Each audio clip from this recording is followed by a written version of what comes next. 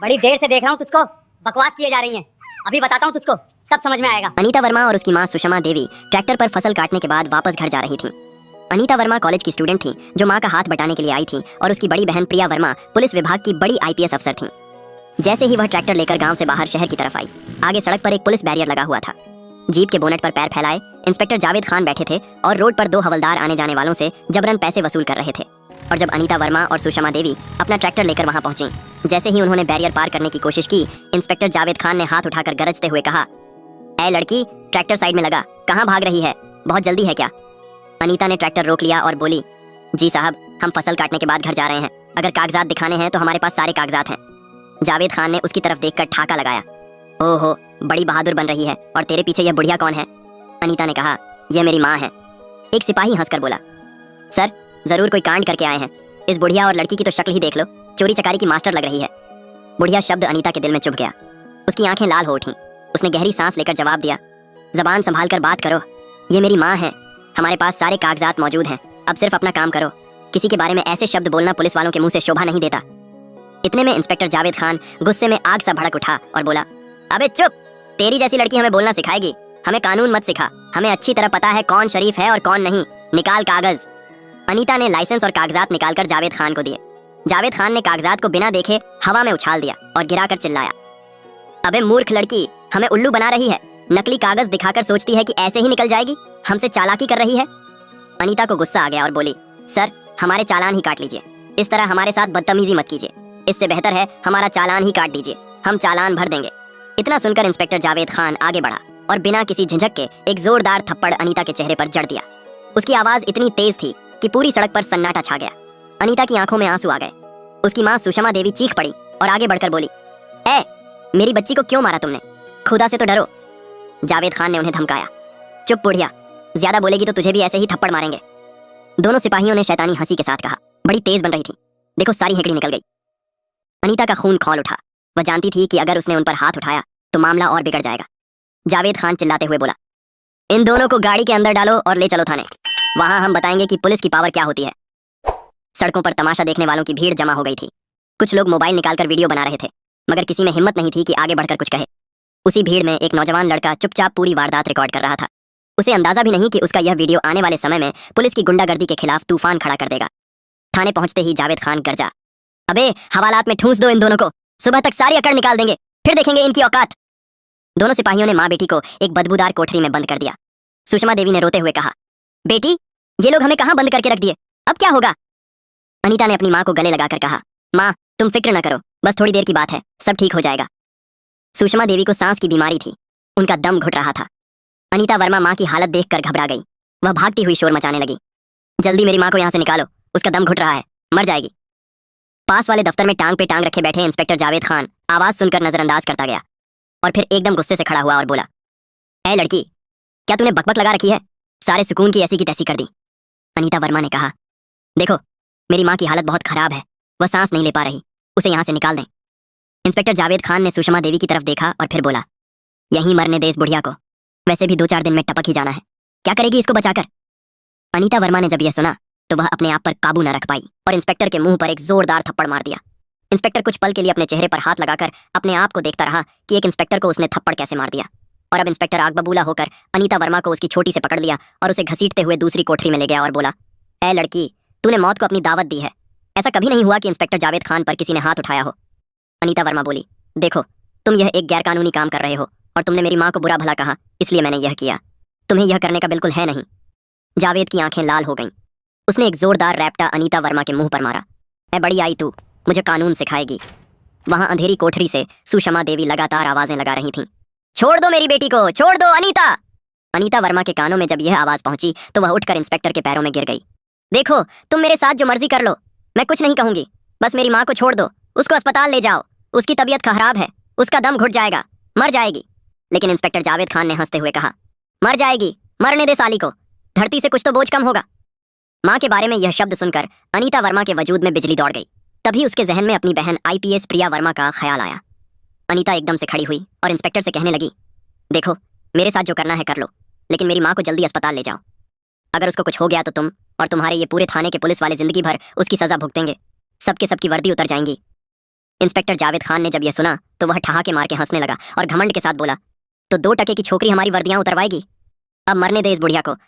मैं भी देखता हूं कि किसकी इतनी हिम्मत है जो इंस्पेक्टर जावेद खान पर हाथ उठा सके। जावेद खान ने उसे पीछे कमरे में धक्का देकर बोला, ये बुढ़िया इतनी जल्दी नहीं मरने वाली, पहले उसे ठिकाने लगाता हूं, फिर देखता हूं तुझे। इंस्पेक्टर कमरे से बाहर निकल आया और बाहर से कुंडी लगा दी। अनीता वर्मा अंदर से दरवाजा पीटने लगी, खोलो दरवाजा, मुझे मेरी माँ के पास जाना है। लेकिन इंस्पेक्टर अपने दफ्तर में जाकर सुकून से बैठ गया। इतने में सुषमा देवी की आवाजें भी आने लगीं। इंस्पेक्टर जावेद खान ने जब यह सुना तो बोला, आज तेरी की, पता नहीं कब मरने वाली है ये बुढ़िया, कब से चिल्ला रही है। यह कहकर जावेद खान वहीं दफ्तर में ही आंखें बंद करके सो गया। कुछ समय बाद जब इंस्पेक्टर जावेद खान की आंख खुली तो बोला, यह बुढ़िया चुप कैसे बैठी है, वहीं जाकर देखता हूं। इंस्पेक्टर अंधेरी कोठरी की तरफ जाने लगा और जैसे ही वह वहां पहुंचा तो सुषमा देवी नीचे जमीन में पड़ी थीं। इंस्पेक्टर ने झुककर देखा कि क्या सांसें चल रही हैं, लेकिन सुषमा देवी की सांसें रुक चुकी थीं। यह देखकर जावेद खान घमंड भरी हंसी के साथ हंसने लगा। ए बुढ़िया, गुजर गई है क्या तू? हाँ हाँ हाँ, बड़ी मुश्किल से जान छोड़ी है तूने बुढ़िया। चलो जाकर तेरी बेटी को यह खबर सुनाता हूँ, देखता हूँ कि वह कैसे हमारी वर्दियां उतरवाएगी। बहुत मजा आएगा उसे तड़पता देखकर। यह कहकर इंस्पेक्टर जावेद खान हंसते हुए और घमंड के साथ वहां से निकला और अनीता वर्मा को जिस कमरे में बंद किया था दरवाजे की कुंडी खोलकर अंदर आया।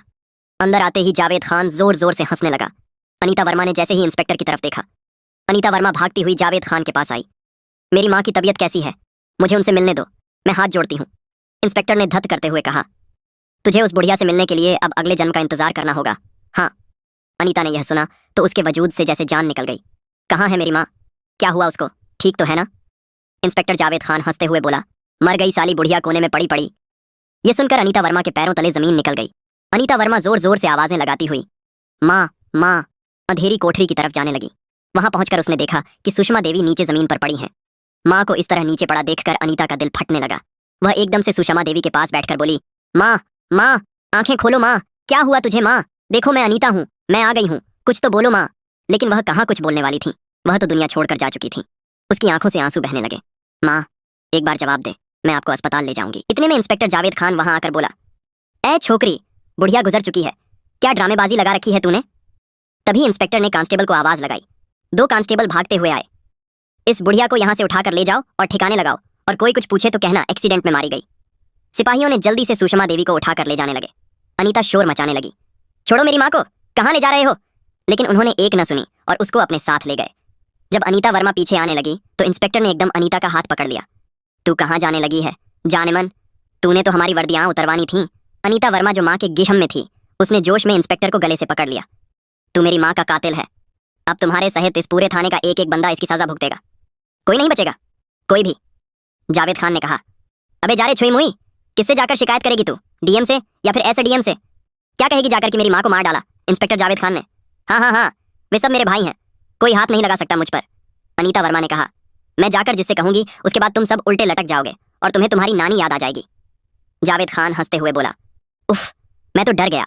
इंस्पेक्टर जावेद खान डर गया। मैं जाने तो तुम्हें जरूर देता अगर तुम मामूली सी भी मेरे टक्कर की होती। तुम एक खूबसूरत और जवान लड़की हो, यूं ही बाहर जाकर किसी और का निशाना बनोगी, क्यों ना मैं ही सही। अनीता वर्मा ने जब यह सुना तो उसने इधर उधर देखा कि आगे पीछे कोई है तो नहीं, और फिर एकदम तेजी से भागती हुई थाने से बाहर निकल आई। तभी इंस्पेक्टर जावेद खान ने शोर मचा दिया, लड़की भाग गई है, पकड़ो पकड़ो। ऑफिस में बैठे 2 सिपाही अनीता वर्मा को पकड़ने के लिए उसके पीछे दौड़े। पीछे से जावेद खान ने आवाज लगाई, लड़की निकलनी नहीं चाहिए, पकड़ के जल्दी ले आओ उसे मेरे पास। ट्रैफिक के बीच से होती हुई अनीता बड़ी मुश्किल से दौड़ रही थी। उसको पकड़ने के लिए 2 सिपाही उसके पीछे आ रहे थे। अनीता लोगों के बीच से होती हुई इधर उधर देखने लगी कि कोई उसे कॉल करा दे और वह अपनी बहन आईपीएस प्रिया वर्मा को यह सब बता सके। तभी अनीता वर्मा को एक बड़ी गोल्ड ज्वेलरी की दुकान दिखी। वह भागते हुए दुकान के अंदर चली गई। अनीता वर्मा अब थक चुकी थी और जोर जोर से सांस लेने लगी। दुकान का मालिक अजित सेठ एक ऊंची कुर्सी पर बैठा था। जब उसने अनीता वर्मा को ऐसे भागते हुए दुकान के अंदर आते देखा तो वह समझ गया कि यह लड़की किसी मुसीबत में है। अजित सेठ जल्दी से अपनी कुर्सी से उठा और अनीता के पास आया। अनीता ने कहा, देखो मुझे एक कॉल करनी है, बहुत जरूरी है, मेरे पीछे पुलिस लगी है। अजित सेठ बोला, अच्छा अच्छा ठीक है, पहले तुम शांत हो जाओ, बैठ जाओ, मैं कॉल करवा देता हूँ। अजित सेठ ने उसको कुर्सी पर बिठा दिया और अनीता के हाथ में एक पानी का गिलास पकड़ा दिया। जल्दी पानी पियो पहले। अनीता वर्मा हांफती कांपती पानी पीने लगी। बाहर पुलिस वाले अनीता वर्मा को ढूंढने के लिए इधर उधर बार बार चक्कर लगा रहे थे। अजित सेठ की नजर जब शीशे से बाहर सड़क पर पड़ ची तो वह अनीता वर्मा से बोला, बाहर पुलिस आ गई है, खामोश हो जाओ। अनीता वर्मा चुप हो गई। अजित सेठ बोला, बताओ क्या मामला है, क्यों पुलिस वाले तुम्हारे पीछे पड़े हैं? अनीता वर्मा ने सब कुछ अजित सेठ को बता दिया। यह सब सुनकर अजित सेठ बोला, ओहो, बहुत बुरा हुआ तुम्हारे साथ। लेकिन वो घटिया इंस्पेक्टर कौन था? क्या तुम उसका नाम जानती हो? अनीता वर्मा बोली, हाँ, उसे मैं कैसे भूल सकती हूँ, जावेद खान। अजित सेठ ने जैसे ही यह नाम सुना तो एकदम बोला, क्या इंस्पेक्टर जावेद खान? अनीता वर्मा बोली, हाँ, लेकिन क्या हुआ? अजित सेठ बोला, कुछ नहीं, तुम जरा यहाँ बैठो, मैं अभी आता हूँ।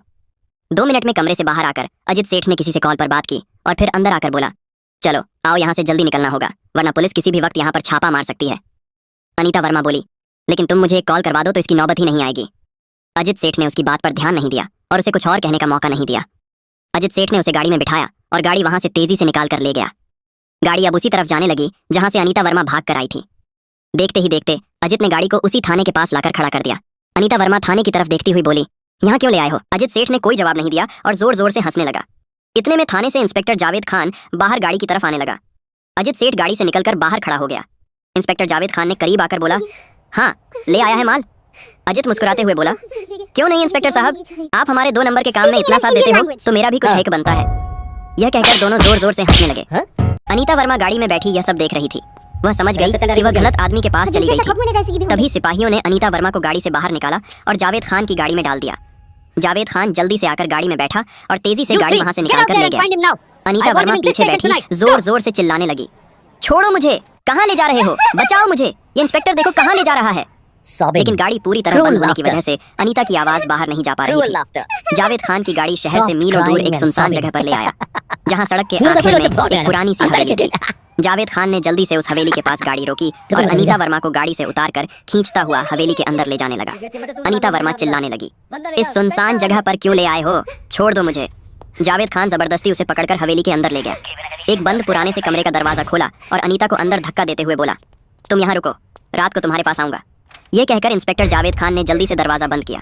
कुंडी लगाई और बाहर निकल आया। गाड़ी में बैठकर वापस चला गया। कमरे के अंदर काफी अंधेरा था। अनीता वर्मा डरी सहमी दरवाजा पीट रही थी। कोई है? कोई है? लेकिन उस सुनसान वीरान इलाके में जहाँ किसी इंसान का नाम व निशान भी नहीं था, वहाँ उसकी आवाज कौन सुनने वाला था? वह दरवाजा पीट पीट कर थक गई और वहीं बैठ गई। अनीता वर्मा की बड़ी बहन IPS प्रिया वर्मा काफी समय से अपनी माँ सुषमा देवी और अपनी बहन अनीता वर्मा को कॉल कर रही थी, लेकिन उनका नंबर बंद आ रहा था। तभी प्रिया वर्मा ने अपने मोबाइल से फैजान राव का नंबर डायल किया, जो उनका पडिड हौसी था। हाँ फैजान, मेरे घर जाकर देखो तो सही, मेरी माँ का नंबर नहीं लग रहा, सब खैरियत तो है? फैजान घर से बाहर निकला और देखा घर पर ताला लगा था। उसने कहा, मैं तुम्हारे घर के बाहर हूँ लेकिन दरवाजे पर ताला लगा हुआ है। ये सुनकर प्रिया वर्मा बहुत परेशान हो गई। उसने उसी वक्त घर जाने का फैसला किया। IPS प्रिया वर्मा अपनी गाड़ी में बैठी और कमांडोज की टीम के साथ अपने शहर की तरफ निकल गई। गाड़ी में बैठी हुई वह लगातार अपनी माँ और बहन के बारे में सोचती रही। कहाँ चली गई हैं वह दोनों? कुछ देर बाद प्रिया वर्मा अपनी गाड़ी में कमांडोज की टीम के साथ घर के बाहर पहुंची। घर पर लगे ताले को देखा और इधर उधर लोगों से पूछने लगी, लेकिन किसी को उनके बारे में कोई खबर न थी। कमांडोज ने घर का ताला तोड़ा और अंदर की अच्छी तरह तलाशी ली, मगर अंदर कोई मौजूद नहीं था। प्रिया वर्मा एक IPS अफसर थीं। उसने खुद ही पूरे शहर में माँ और बहन की तलाश शुरू कर दी। प्रिया वर्मा अपनी माँ और बहन की गुमशुदगी की रिपोर्ट लिखवाने उसी थाने में पहुंची। इंस्पेक्टर जावेद खान अपने ऑफिस में बैठा चाय पी रहा था और जैसे ही उसने प्रिया वर्मा की वर्दी पर लगे स्टार्स और कमांडोज को देखा तो समझ गया कोई IPS अफसर है। जावेद खान ने झट से चाय का कप टेबल पर रखा। इंस्पेक्टर जावेद खान और खड़ा होकर सैल्यूट मारा। जी मैडम, हुक्म कीजिए, कैसे आना हुआ? प्रिया वर्मा बोली, मेरी माँ और बहन लापता हैं, उनकी गुमशुदगी की रिपोर्ट लिखवानी है। इंस्पेक्टर बड़े प्यार और अदब से बोला, क्यों नहीं, अभी लिखते हैं, लेकिन अगर आपके पास उनकी कोई तस्वीर हो तो उन्हें ढूंढने में आसानी हो जाएगी। प्रिया वर्मा बोली, तस्वीर तो नहीं। अच्छा रुको जरा, मोबाइल में देखती हूँ। वो मोबाइल की गैलरी में तस्वीर ढूंढने लगी। ओह हाँ, मिल गई, यह रही। इंस्पेक्टर जावेद खान ने बड़े प्यार से कहा, जल्दी दिखाइए। और जैसे ही प्रिया वर्मा ने अपना मोबाइल इंस्पेक्टर के हाथ में दिया, अनीता और सुषमा की तस्वीर देखकर इंस्पेक्टर का चेहरा उड़ गया, उसके हाथ कांपने लगे। प्रिया वर्मा बोली, क्या हुआ, ठीक तो हो तुम? इंस्पेक्टर के दिल की धड़कन तेज हो गई और चेहरे से पसीना टपकने लगा। प्रिया वर्मा ने कठोर आवाज में कहा, क्या हुआ, बताओ क्या है ये सब? इंस्पेक्टर ने कांपती आवाज में कहा, कुछ नहीं मैडम, हम उन्हें जल्द ढूंढ निकालेंगे, आप जाइए। प्रिया वर्मा को इंस्पेक्टर पर थोड़ा शक हुआ, लेकिन बोली, जल्दी ढूंढो उन्हें। जावेद खान ने घबराते हुए कहा, जी मैडम, बहुत जल्द निकाल लेंगे, आप फिक्र मत कीजिए। प्रिया वर्मा वहां से चली गई। इंस्पेक्टर वहीं कुर्सी पर बैठा अपने सर को पकड़ने लगा।